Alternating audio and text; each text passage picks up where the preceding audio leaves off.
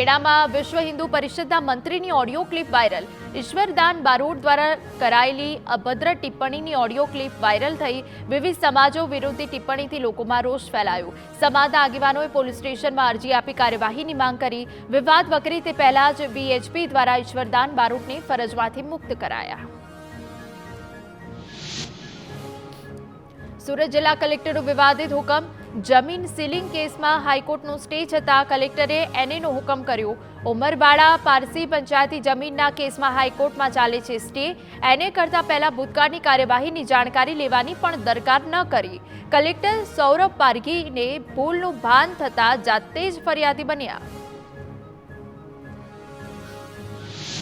વડોદરા જમીનના હુકમોમાં કથિત ગેરરીતિના મામલે ધારાસભ્ય મહેતાને યોગેશ પટેલે કલેક્ટરને સમગ્ર મામલે પત્ર લખ્યો। એને હુકમો પ્રીમિયમવાળી જમીનના હુકમો વિશે ગેરરીતિની ચકાસણીની માંગ કરી। ગેરકાયદેસર રીતે મહેસૂલ કાયદાનું અર્થઘટન કરી સરકારને નુકસાન કર્યાનો આક્ષેપ। ભ્રષ્ટાચારી અધિકારીની સામે કાર્યવાહીની માંગ।